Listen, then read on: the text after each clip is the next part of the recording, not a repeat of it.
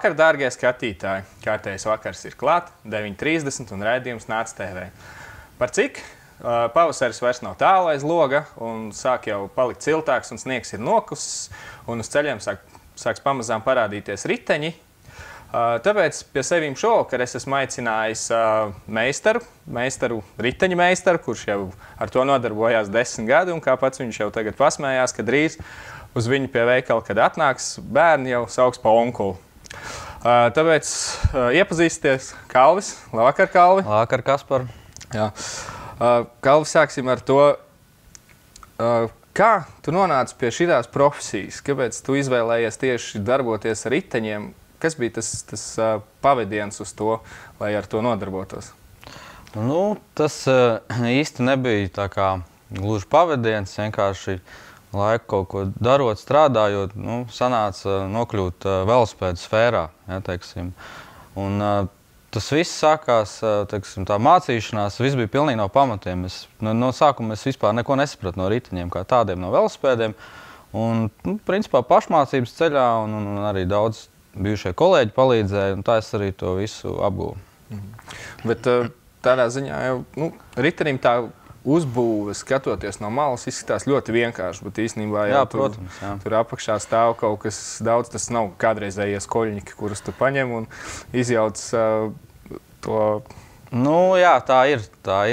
Daudz cilvēku, kas vēl, teiksim, uzskata, ka, teiksim, visi tie škoļņiki, ja, turisti, tāda tipa velosipēdi, kur viņš pats varēja saremontēt mājās, tur paprasīja kaimiņam vienu instrumentu, viņam bija otrs, un tā viņi tur darījās, remontējās, bet, šos jau mūsdienu velosipēdus, teiksim, pašam mājas apstākļos jau pilnvērtīgi vēlas, teiksim, uztaisīt apkopu vai nomainīt kādu detaļu, teiksim, tur jau būs pagrūtāk to izdarīt. Tā kā kādreiz es atceros, vēl riteņiem nāca tās brūnās somiņas līdzi, un tur bija tā kombaiņa atslēga, un ar to kombaiņa atslēgu drīz vai visu varēja izdarīt. Kombaiņa atslēgas tagad tāds retums, tāda ekskluzīva lieta. Tagad patiešām ejot veikalā, pastoties uz riteni, tu ieraugi un domā, ārpus, ir tas jauns, ātrumi, kādreiz ātrumslēdzēji, tas jau arī bija tāds baigais retums. Jā, protams.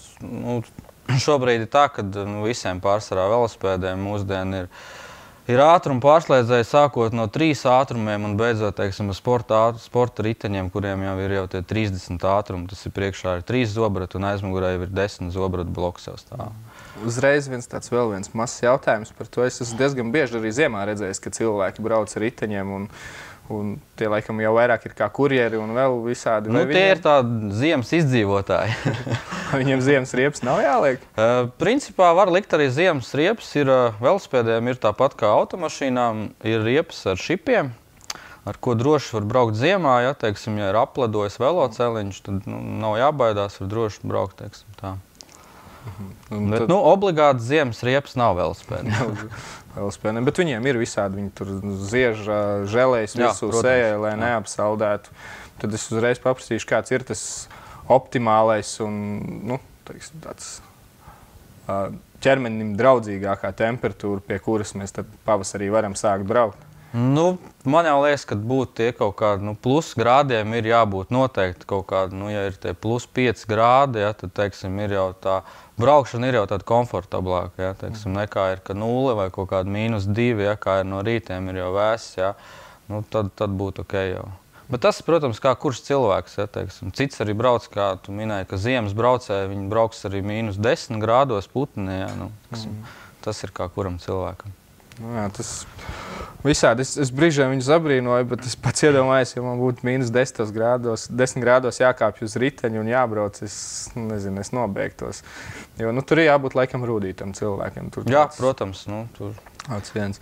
Varbūt tad tā pieķersimies vairāk klāt tieši tām riteņu lietām. Kā ir, kad cilvēks atnāk pie tevīm un es saku, es gribu riteni, un kā tālāk visas tās sarunas ievirzās? Jo es varbūt esmu izdomājis vienu riteni, bet varbūt tas viņš nemaz man pa lielam nav nepieciešams un man ir vajadzīgs pavisam kaut kas cits. Jā, tā bieži arī mēdz gadīties, kad cilvēks ir atnācis, teiksim, ar savu to domu, kādu viņš velosipēdu grib, bet tad izstāstot, uzklausot arī viņu, pa kurienu viņam tā braukšana būs vairāk, vai tā būs pilsēta, vai tas būs mešs, vai tas būs 50, teiksim, ja, pa kuriem viņš brauc, tad arī nonākam pie kādu velosipēdu viņam piedāvāt, teiksim, tā.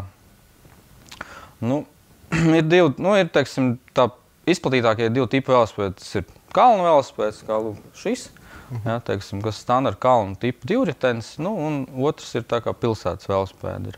Atšķirība būs tāda pamanāmākā pilsētas divriteņiem būs riteņa diametrs lielāks, riepas šaurāks, jo pārsvarā braukšana ir pa asfaltu, lai vieglāk, teiksim, ripo uz priekšu un ātrāk būtu pārvietošanās. Kalnu tipu velospēdam riteņa diametrs mazāks, riepas platāks, lai, teiksim, mirakali pa mežu būtu, teiksim, labāk braukšana. Tagad jau arī, cik es esmu dzirdējis, kad ir stilīgi izvēlēties tos fuksīšu velosipēdus. Fiksīši, jā. Un vēl bija tie, tagad arī sāk modē parādīties tie vecie riteņi.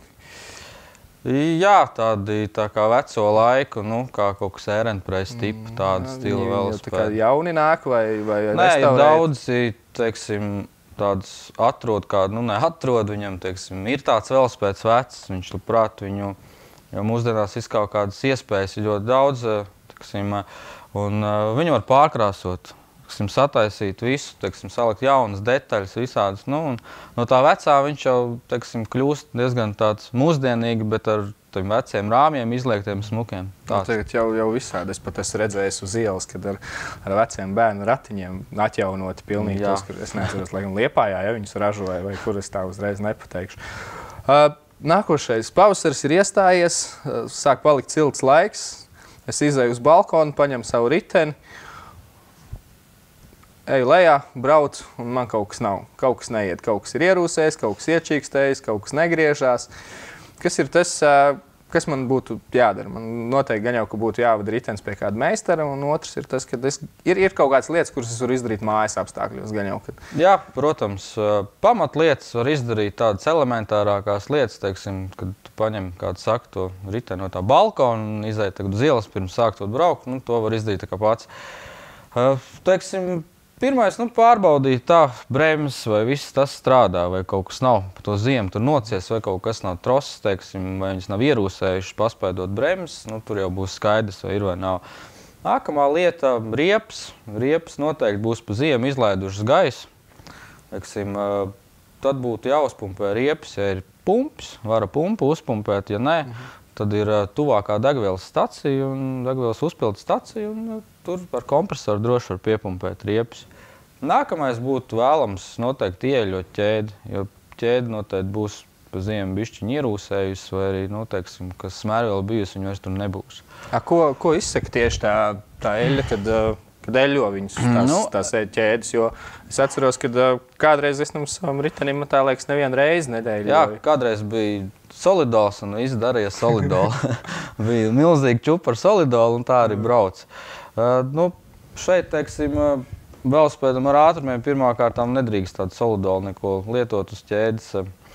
Un kas būs, ja neeļos ķēdi, pirmkārtām viņi čīkstēs. Braucot jau būs pašam nepatīkam un arī apkārtējiem. Otrām kārtām ķēde nodils divreiz ātrāk nekā, ja viņi būtu saeļota. Līdz ar to, ja tā ķēde, teiksim, brauc visu laiku ar neeļot ķēdi, tad arī tie zobrati, visi tie bloki, viņi arī ātrāk nodilst. Tas mūžs būs tām detaļām, teiksim, samazināts reiz. Nākošais, kas teiksim, ja man ātrumi kaut kur ir ierūsējuši vai ko? Ar ātrumiem ir tā, ka tur tā kā vajadzētu gan griezties labāk tuvākajā servisā, jo pašam mājas apstākļos tur būs sarežģīti. Ja arī kaut kas, teiksim, var pamēģināt to darīt, bet lielākajā gadījumā pēc tam cilvēki tāpat, kas ir to pamēģinājuši, atnāk uz servisu, jo tur ir tāda bišķiņa specifika tai regulācijai. Var tādas lietas, kā, ja tur, teiksim, bremzēm ir trosīti, teiksim, viņi ir ierūsējusi, ja ir jauna trosīti var pats nomainīt, tas arī ir viegli diezgan izdarāms. Tāpatās kā arī, teiksim, bremžu kluči, jā. Tie arī, ja ir nodiluši, tos arī mājas apstākļos var mierīgi nomainīt. Ko mēs darām, ja mums ir hidrauliskās bremzes? Ja mums ir hidrauliskās bremzes, tad gan labāk vēršamies servisā. Jā, jo, teiksim, ja pats sāk darīt kaut ko hidrauliskajām bremzēm, nezinot, kā tās bremžu sistēma vispār darbojās, tad var tas bremžu, kaut vai tā būtu, teiksim, regulācija vai kaut kas minimāls, var sanākt tas remonts diezgan dārgs. Es te skatos arī mums uz galda stāv zobrati. Kā ir ar tiem? Viņi gan jau ar pilnīgi daudz ko, visu kaut ko atšķirās no tā, kas bija kādreiz. Jo tad bija tikai viens zobrats aizmugurē, tagad tie zobrati ir vairāki. Kā tam var pateikt, vai viņš ir jāmaina vai nav jāmaina pēc kaut kāda nodiluma, vai viņš ir izsists? Nu, zobratiem ir tā, kad ir viņi jāmaina, var pateikt ļoti elementāri, un dažreiz tas var beigties arī sāpīgi. Jo, teiksim, ja pie slodzes minoties ar velospēdi, teiksim, tas ir kalns kaut kāds. Ja pie slodzes minoties sanāk, kad pedālis tā kā pārauj pāri, tad noteikti jau ir zobrati jāmaina. Viņi savu mūžu jau ir beiguši, jau tur noteikti. Viņi kaut kā dilst tur pret to ķēdi, ja? Jā, zobrati dilst, jo kas ir, kad, teiksim, braucot pa mežu, braucot tāpat pa Rīgu, pa veloceliņu, ir putekļi, mežā ir dubļu smiltis, ja? Tas viss arī, teiksim, uzkrājās uz ķēdes, ja? Ja to ķēdi arī nekopja, laicīgi nenotīra, neieeļo, tad arī tā ķēde un tie netīrumi viss, tos zobrats vienkārši, teiksim, nodilst no tā. Tad arī tas ir tas iemesls, kāpēc ķēdes trūkst? Pārtrūkst, vai nu spēcīgas kājas, vai nu izstiept ķēdi, jā. Jo man vienreiz tā gadījās, tas nebija ne man patīkami. Tieši tā, tāpēc laicīgi visam tam pievērst uzmanību, nevis braukt tā, kad jau tur ir viss pilnīgi ir beigts, ja, bet, ja laicīgi tās detaļas nomaina, tad arī viss tas, teiksim, nesadārdzina to, teiksim, procesu. Bet, ja mēs runājam tā, paskatoties uz to riteni, kā ir gājušas uz priekšu tehnoloģijas un kas ar to riteni ir jādara, tad varbūt tās kādreiz negribās atpakaļ to veco riteni, jo ar viņu jau tik daudz nebija jāstrādā, vai atkal ir tā, ka vienkārši tanī brīdī mēs tam nepievērsām tik lielu uzmanību. Tas bija tā, kad arī nepievērst tik lielu uzmanību, ja, bet nāk bieži cilvēki gados jau, ja, kas arī pārvietojas ar, ne gluži kalnu velospēdu, bet arī ar velospēdu jau mūsdienu ar ātrumiem, ja. Un kad to ar viņiem sāc runāt, kad jā, bija tie vecie riteņi, viņi pasaka, Dievs vairs ar tādu braukt, ka šeit, teiksim, pārslēdzās uz teiksim, zemāku pārnesumu un tajā kalnā uzminās bez jebkādas piepūles vai arī, teiksim, minoties, paliek pa grūtu, atkal pārslēdzies uz nākamo, lai var turpināt jau mierīgāk, ja, teiksim, atpūšoties. Un tad viņi saka, tu nevar salīdzināt vairāk tādas lietas. Cik tu pats daudz brauc ar riteni? Pašam man sanāk, ja godīgi, diezgan maz, jo teiksim, tā vasara ir tad, kad ir ļoti daudz darba ar tiem velospēdiem. Jā, tā varētu būt. Būtu labi, ja tur aiz ziemā atnes pie tevīm. Es atnākšu pakaļ, bet atkal ar tām telpām, tā cenšamies darīt, teiksim, cilvēkiem informēt, ja arī pie mūs nopērk velosipēdu un vai arī, teiksim, veic lielo apkopu. Mēs sakam, uz to nākamo gadu atnesiet jau laicīgi, teiksim, kad ir jau tas marta sākums, lai viss ir. Jo ir tā, ka kā ir saulīte, kā ir silts, tā vajag visiem tūlīt un tagad. Jā, un tad viņi izkāpj vienreiz izbrauc un saprot, ka riteni vajag tomēr apkopt un tad sāk kaut ko pats darīt, neizdara līdz galam un tad ved tev. Jā, bet tas ir no vienas puses tāds diezgan ienesīgs un no otras puses diezgan smags darbs, jo tev nepietiek ar 8 stundām, gan jau, ka dienā es ceru, ka drošība to neskatās. Protams, jā. Jā, citreiz sanāk ilgāk, diezgan ilgāk, ja ir daudz tie velospēdi un gribas arī visu saremontēt, lai ir, tā. Kā ir pirms kaut kādām sacensībām izsludinātām, tur gan jau, kad arī nāk un skrien un dot tos riteņus? Nē, gluži, kas brauc, teiksim, sacensībās, tie cilvēki jau laicīgi, jau viņiem tomēr bišķiņi savādāk ir tā uztver jau pa to velospēdu, ja viņi jau laicīgi pirms sacensībām viss tiek jau izdarīts, kas, teiksim, ko vēlās cilvēks, un viņš jau izbraucot pārbaudu tieši pirms sacensībām, lai tieši sacensību dienā viņš zina, kad viss ir kārtībā jau, tā. Kā tu pats gatavojies tieši velosipēdu sezonai? Es zinu, ka tu daudz nebraukā, to jau tu pateici, bet, pieņemsim, cik ir tālākais gabals, kur tu esi nobraucis? Tālākais gabals, tāds grūti teikt, ir, man ir bijis 70 km, kilometrāžu ziņā 70 km esmu nobraucis velospēdu. Es gan nepateikšu, vai tas ir daudz vai maz. Tas tā kā, līdz Siguldai nedaudz tālākais Siguldas. Jā. Ejot uz tādu braucienu, kam man ir jāsagatavojās? Uz tādu braucienu, tā, principā vajadzētu, teiksim, dzeramo pudeli noteikti ar ūdeni. Ja, teiksim, jo, ja tur nav tūmā veikala nekā, tad to vajadzētu pirmām kārtām. Nu, otrām kārtām vajadzētu paķert līdzi kaut kādu rezerves kameru vai arī, nu, teiksim, to aptieciņu, ko var salīmēt, ja, teiksim, sadurās, nu, un pumpīt. Jā, tās aptieciņas vēl joprojām ir pieejamas. Jā, tās, protams. Tās ir, protams. Tas tā kā, nu, tad sēdies uz riteņa, brauc. Principā, jā, vairāk nekas tāds speciāli tam jāgatavojas nav. Bet jā, nu, protams, ne uzreiz no balkona. Ne uzreiz no balkona, jā. Nu, tehniski, lai velospēds arī ir kārtībā, protams, lai tur pusceļā kaut kas neatgadās. Nu, tā. Ja ir plānāts kaut kādas 2 dienas pārgājienā braukt kaut kur ar velospēdiem. Daudz cilvēki pēdējos gados pa Latviju diezgan braukā ar velospēdiem, teiksim, uz 2-3 dienām ar teltīm. Un tad gan jau vajag nopietnāk tam lietai pieiet. Tad ir bagāžnieki gan priekšā, gan aizmugurē. Tad ir speciāls velosoms, kur saliek visas lietas, tur telts, guļamais, tiksim, ēdiens, kas līdzi ir pārējais, un tad dodās jau. Nav tā kā kādreiz varēja uz ritenim priekšā nolikt to avīšu kasti, kā es viņu saucu vienmēr. Nu, tagad tāpatās, jā, groziņš tā ir ar populāra lieta. Tā ir viena no pieprasītākajām, tīpaši sievietēm, protams, ir. Sievietēm ir vienalga kāds ritenis, galvenais, lai viņam groziņš. Vēl runājot, arī pieskarsimies tādai tēmai kā drošībai klāt. Es esmu redzējis diezgan bieži, ka aizmugurē liek tos bērnu ratus. Kā tur ir? Tur tie bērnu rati, nevis bērnu rati, bet to bērnu sēdekli. Jā.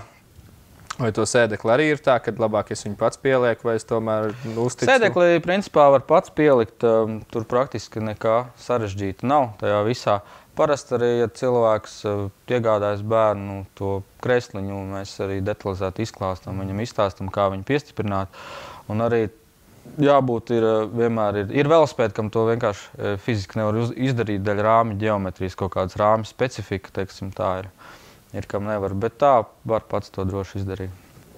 Tas laikam tomēr ir, tas ir ar tavu acis skatoties uz rāmju ģeometrijām. Ja es skatos uz rāmjiem, man viņi pa lielam viss liekas vienādi. Jā, tāpēc katrs, teiksim, velo ražotājs ir atkal, visi velospēdi nekad nebūs vienādi, ja katrs velo ražotājs cenšas ar kaut ko savu, ar savu individuālo atkal, nu, teiksim, ieiet tajā tirgu, un tāpēc arī daudzas lietas atšķirās rāmī tieši uz kādās lietās. Nu, jā. Kas ir ar krēsliem? Es atceros iepriekšējos krēslus. Nu, man ar tiem vispār, es pat nezinu, vai es kādreiz gribētu kāpt uz tā krēsla. Tie bija tādi brūni, viņi no papīra salikt. Tagad man tā liekas, tie krēsli ir dažādi un visam. Krēsli ir, jā, visādi un visādiem cilvēkiem. Un tā, principā, krēsls ir katram ir ļoti individuāla lieta. Tas velospēda sēdeklis, jo katrs cilvēks ir dažāds. Vienam būs tāds krēsls, teiksim, ļoti ērts, vienam būs šitāds ļoti ērts, un tas ir katram. Pabraucot, parasti ir jaunie velospēdiem nāk no rūpnīcas, jau standarta, teiksim, krēsls pabrauc, teiksim, iegādājoties velospēdu, vienmēr cilvēkam tiek piedāvāt iespēju izbraukt, ja jau izbraucot kaut vai 200 metrus, pasaka, ka nē, šis krēsls man kaut kā spiež, tad ir skaidrs, ka tas būs cits krēsls vajadzīgs. Ja cilvēks brauc, ir arī nopircis jaunu velospēdu, pabrauc dienu, 2, 3, 4 un arī sāp, bet nepāriet, tad arī vajadzētu citu krēslu. Bet tā, tas ir katram individuāli ļoti. Es vienkārši tā domāju, ir arī par to, jau mēs parunājām, ka tu teici par to braucienu uz Siguldu, aiz Siguldas vēl uz priekšu. Ir visādas lietas, kas varētu saplīst, un es skatos, ka tev te ir arī atslēga komplekts, un iespējams gan jau, ka to arī vajag līdzi ņemt, un ar viņu tādu ir jāstrādā. Komplektiņu var noteikti paņemt līdzi, vai arī, teiksim, pirms pavasara braucienu pārbaudot velospēdu, arī noteikti šis komplekts arī mierīgi varētu noderēt. Praktiski mūsdienu velospēdiem viss ir uz seškantēm. Nekā sarežģīt nevajag nekādu tur, teiksim, ar 30 muciņām lielu komplektu. Pietiek ar tieši šādu te, kaut kāds skrūgriezs, lai ir seškants un viss tādas lietas. Ir tā, es tādu diezgan atklātu jautājumu uzdošu. Braucot ar riteni, teiksim, ritenim kaut kas notiek, man viņš saplīst, man saplīst sēdeklis, un es viņu pats nevaru sataisīt, un tagad es viņu aiznesu pie meistara. Un iedodu meistaram, lai viņš man sataisa, es izbraucu 5 kilometrus, un man tas krēsls atkal ir saplīsis. Kā es varu no tādām lietām izvairīties? Nu, jāmaina meistars. tas ir pilnīgi saprotami, bet cik tālu var uzticēties meistaram? Tas ir atkarīgs arī viss no konkrētā meistara, es uzskatu. Ja, teiksim, cilvēks to dara ar atdevi un, teiksim, entuziasmu un ar patiku pret to lietu kā tādu, tad tur visam vajadzētu būt kārtībā, ja. Teiksim, ja tas ir atkal kaut kāds, nu, teiksim, lai viss tikai ātri nāk nākamais, ja, teiksim, vairāk, nu, tad var būt, ka pieļaujās tādas lietas. Vai to arī var redzēt uzreiz kaut kādā, teiksim, profesionālā attieksmē pret viņu, kāda viņam ir tā darbnīca un cik viņš ir, nu, patiešām pretīm nākoši un kāds saka, cik liels entuziasts? Protams, jā, protams, to var. Nu, teiksim, man kā arī kā velomehāniķim, es tam pievēršu, ka to es arī esmu, teiksim, citos Rīgas veikalos bijis darbnīcās, jā, es tam pievēršu uzmanību, kā tas viss ir vizuāli izskatās, kā teiksim, tā darbnīca ir. Jo klienti arī bieži vien ir, teiksim, atnāk pirms vest savu velospēdu, viņš izjautā visu smalki, kas ir iekļauts apkopē un kas, teiksim, kas tiek darīts viss un tā, un tad arī, teiksim, bieži paskatās, kā izskatās darbnīca, un tas ir pilnīgi normāli. Tā kā. Jo man uzreiz tāds ienāca atmiņā par to, ka kādreiz, kad cilvēki pirka mašīnas un tur teica, oi, nedod Dievs, tur no kaut kāda Vācijas lejas gala, tu tur lietotu mašīnu nopirksi, jo viņa iespējams ir slīkusi. Nav noslēpums tas, ka diezgan daudz ievada riteņus no Holandes, jā, kur arī ir riteņi celti no kanāliem ārā un kas ir stāvējuši ūdenī gadiem ilgi un viņi tiek atjaunoti un pārdoti. Kā ir tas? Nu, tas ir man personīgi pret Holandas riteņiem, sevišķi es viņus remontēt neņemu. Es viņus, teiksim, neņemu, jo, Holandas velospēds tāds, viņš jau ir savu laiku nokalpojis, jo viņš jau tur ir jau, tā kā viņš ir izmests ārā jau praktiski, ja, viņš ir, un tad viņš tiek atkal no turienes atvest uz šejien, tās detaļas, kas viņam stāv virsū, tās ir tikai raksturīgas Holandas velospēdiem, tas nebūs kā šeit ir, teiksim, parasti bremžu klucīši, parasti trosīti, ja, parasti zobrati. Tur tas viss ir stipri savādāks, un, teiksim, par Rīgas veikaliem arī, tās detaļas ir, viena būs tur, teiksim, kaut kā trosīta būs tur, kaut kas cits būs tur, un, teiksim, tā. Tas ir diezgan pagrūti arī kaut kādu detaļu viņam atrast. Tāda ir nestandarta, teiksim, riteņu diametri, viņiem ir diezgan specifiska lieta arī, daudz nestandarta, vienkārši tā ir. Un tas, ka tas viss velospēds, viņš jau ir lietots, kāds viņš ir lietots, tāds ir, teiksim, tas stāvoklis jau tur tādām skrūvēm jau skrūvējot, jau mainot kaut vai servisā, teiksim, kameru viņam var notikt kaut kas neatgriezenisks, ka kaut kas var nolūst. Kā to var, tu saki, ka ritenis ir nokalpojis savu laiku? Kā to var pateikt tieši? Vizuāli jau pirmais arī. Tas varbūt tās, es vizuāli skatoties, viņš liksies morāli novecojis. Visi, teiksim, zobra ķēdes ir nodiluši jau pārslēdzēju mehānismi, ja nestrādā, ja ir parādījušies brīvkustība daudzos pārslēdzēju mehānismos. Teiksim, tas ir raksturīgi, ja gribas redzēt nokalpojuši riteni, cilvēks brauc konstanti, teiksim, kādu ziemu vai 2 ziemas nobrauc, ja, neko nedarot, viss tas ritenis praktiski ir beigts. Var taisīt, jā, var visas detaļas, viss ir jāmaina nost. Pilnīgi viss paliek principā rāmis un paši rati. Un nesot tieši uz apkopu riteņus, cik ilgs tas mūžs ir, ja tu saki, kad nenesot, nobraucot 2 sezonas? Uz apkopu nesot, tas var būt, kā kuram, teiksim. Daudziem ir velospēds, kas jau 10 gadu, vairāk par 10 gadu, viņiem viens ričuks, viņš atrast reizi gadā uz apkopu. Tas arī atkarībā, cik cilvēks daudz nobrauc un kā viņš pats par to velospēdu. Viņas lielajās sacensībās nav nemaz tā, ka viņi pēc katra etapa maina riteni. Nē, tur tā nav praktiski, kas sacensībās brauc cilvēki, tie ir uz sezonu. Sezonu ir velospēds, teiksim, un uz nākamo ir jau jauns ritenis. Mēs pirms tam pieskārāmies visādām detaļām, runājām, es ieraudzīju vienu tādu diezgan interesantu detaļu. Man pilnīgi nav nejausmas, kas tā ir atslēga. Tas ir instruments. Tāda specifiska atslēga ir, teiksim, paredzēta aizmugurējiem zobratiem, lai, ja tev mājās būtu šitāda atslēga un tu gribētu nomainīt zobratus, tad tu varētu to pats mierīgi izdarīt. Ar to nebūtu nekādas problēmas. Nē, ar to nebūtu. Jo ir arī mūsdienās, teiksim, šiem visiem šādiem tipu velosipēdiem visi instrumenti ir pieejami. Ja, visi instrumentus var nopirkt. Un, ja cilvēks ir kādreiz, teiksim, pats remontējis to turistu škoļņiku, tad nopērkot tos visus instrumentus, viņš var mierīgi pats arī darboties. Vēl pieskārsimies tādai diezgan smagai tēmai, par ko man diezgan bieži patīk runāt, jo es pats esmu ļoti piesardzīgs pie tādām lietām. Tā ir drošība uz ceļu. Un es redzu galvas segu ķiveri, kā tautā viņu sauc.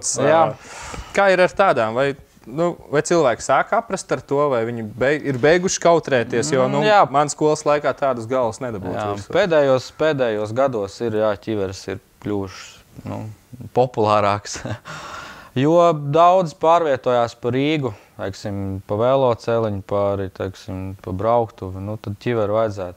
Bērniem tīpaši bērniem līdz 12 gadiem ir ķiveru obligāti vajadzīgi, pārvietoties velosipēdu. Un pieaugušajiem būtu vēlams. Jo tomēr tā ķivera kaut vai gadās nokrist. Ne ļoti lielā ātrumā, kaut vai mazā, un cilvēks tur kaut kā sanāk, ka galva, ja nav ķiveres un ir ķivera, būs starpība. Ja tu vienmēr iesaki, kad vajag? Es tā kā ieteiktu, protams, stilīgāk izskatās bez ķiveres, tur foršāk, tur vējš un viss pārējais, bet tā ķivera ir noderīga lieta. Tu tāds, teikšu tā, diezgan pozitīvs cilvēks esi. Tās cenšos būt. Tev ir diezgan lielā, teiksim, tāds entuziasms, atklāsme arī pret cilvēkiem. Pastāsti, kur te tevi var atrast? Kur var aizvest to riteni pie tevī? Atrast man var Juglā. Uz Brīvības ielas, braucot Juglas virzienā. Uz Brīvības ielas veloveikals tieši veloceliņa malā. Vai tev arī ir kāda interneta mājaslapa, vai kur var tevi atrast? Jā, var atrast primumbike.lv. Tāda arī ir, Jā. Un tur visi tavi kontakti, viss ir klāts? Visi kontakti, darba laika, jā. Ko, labi, tā kā raidījums iet uz beigām.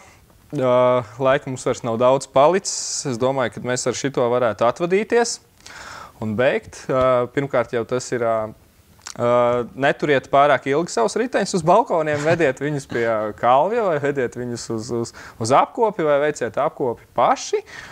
Un tad jau kādreiz uz ielas ar riteņiem, varbūt braukšu arī es pretī vai kalvs, pamāšu ar roku. Un galvenais neaizmirstiet par ķiverēm. Lai jums jauks vakars, dārgie skatītāji. Paldies tev, ka biji pie manīm, ka pastāstīji lietas, kuras cilvēks var pats izdarīt un kuras lietas labāk ir uzticēt speciālistam, lai nav tā, ka tu visu savāc sev, bet cilvēks pats arī sev var kaut ko izdarīt. Ar to mēs arī tad beigsim. Paldies, ka bijāt šovakar ar manīm kopā. Uz redzēšanos. Visu labu!